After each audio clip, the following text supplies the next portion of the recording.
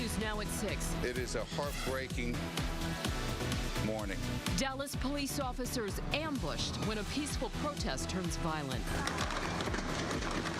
Snipers opened fire, killing 5 officers and a suspect making threats from inside a parking garage. Has told our negotiators that the end is coming and he's going to hurt and kill more of us. The city under siege and searching for answers. We're following breaking news on the tragedy in Dallas.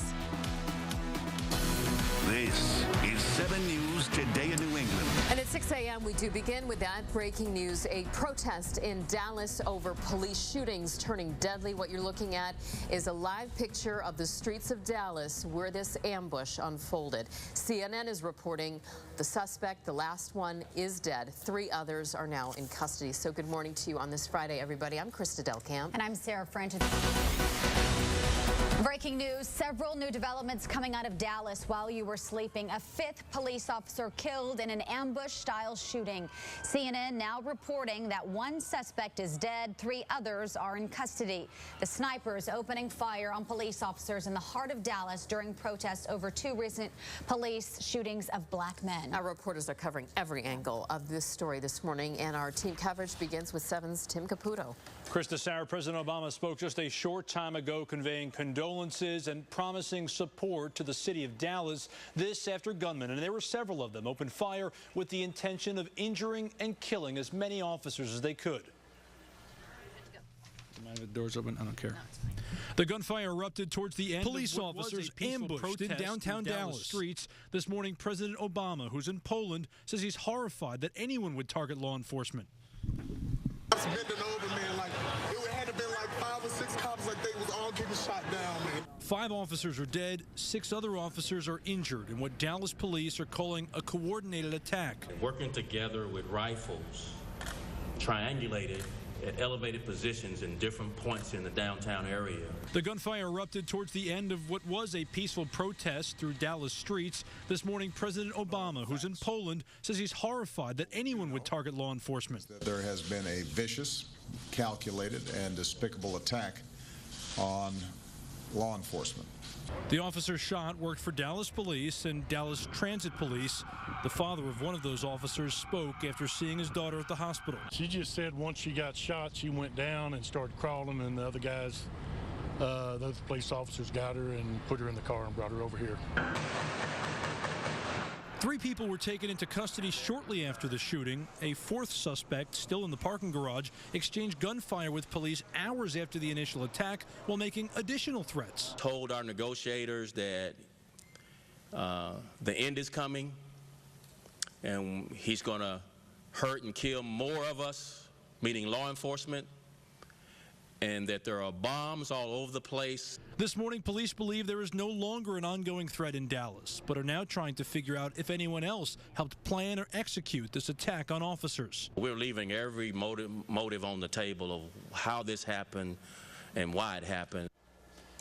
They've been interrogating those 3 suspects all morning long, but as the chief said there is still no clear motive for this shooting. The FBI is already assisting Dallas police in this investigation.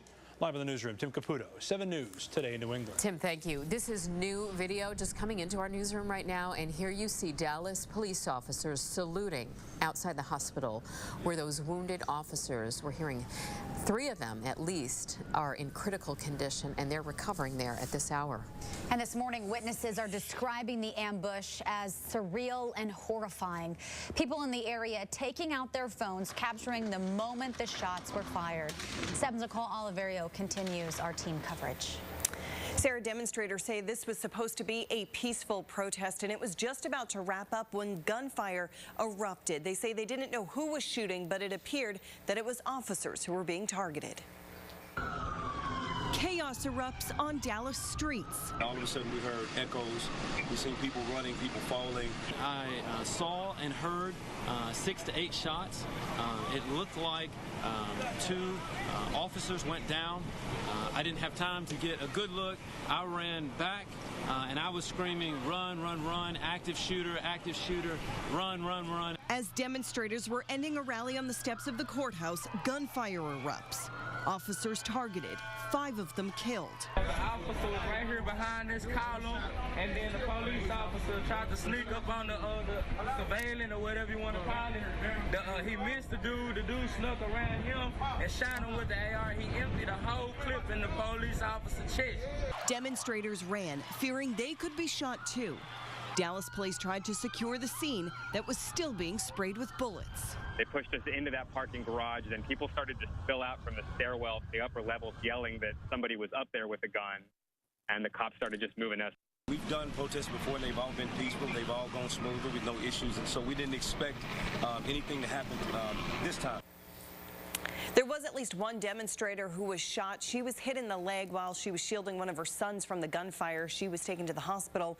Her family expects that she will be okay. We're live in the newsroom. Nicole Oliverio, 7 News, Today in New England. The headline in today's edition of the Dallas Morning News reads, "Ambushed." The mayor is calling for unity following this tragedy. And that rally in Dallas was in response to 2 deadly police shootings, one in Minnesota, another one in Baton Rouge, Louisiana. In fact, 3 people were rushed to the hospital after a shooting near that convenience store where Alton Sterling was shot and killed by officers earlier this week in Louisiana, and tensions are running high. Here's 7's Victoria Warren in the control room with the latest. Vicki? Good morning, Krista. Minnesota's governor called this blatant racism, saying he does not believe a white man would have been gunned down the same way. All across the country, there were protests, calls for action, but also calls for peace. You can comfort. Prayers, protests, and a plea for justice after 2 black men in 2 different states are killed by police. And it's got to be a time when we all come together as a nation of people and demand that this stop. But the violence continues just a half-mile away from where Alton Sterling was shot and killed in Baton Rouge, Louisiana. Another shooting. 3 victims rushed to the hospital, unknown if they were at all connected to any of the protests. We have seen tragedies like this too many times. President Obama weighing in, calling the week's events disturbing. Stay with me. In Minnesota, Philando Castile was shot multiple times by a police officer. His girlfriend in the car with her 4-year-old daughter grabs her phone and broadcasts the aftermath.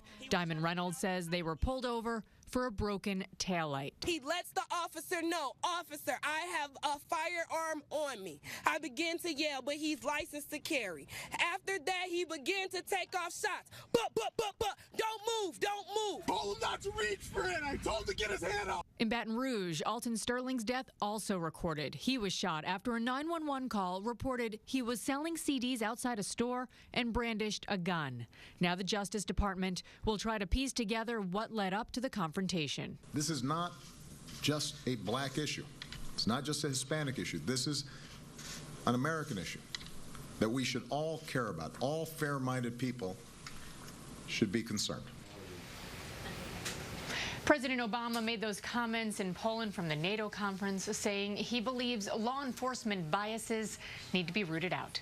Live in the control room, Victoria Warren, 7 News, Today in New England. 7's Brandon Gano is on his way to Dallas right now, and you can look for his live reports beginning later on this afternoon. And we want to remind you that you can keep it here on 7 for the latest on the tragedy in Dallas. You can go to WHDH.com or download the 7 News mobile or tablet app.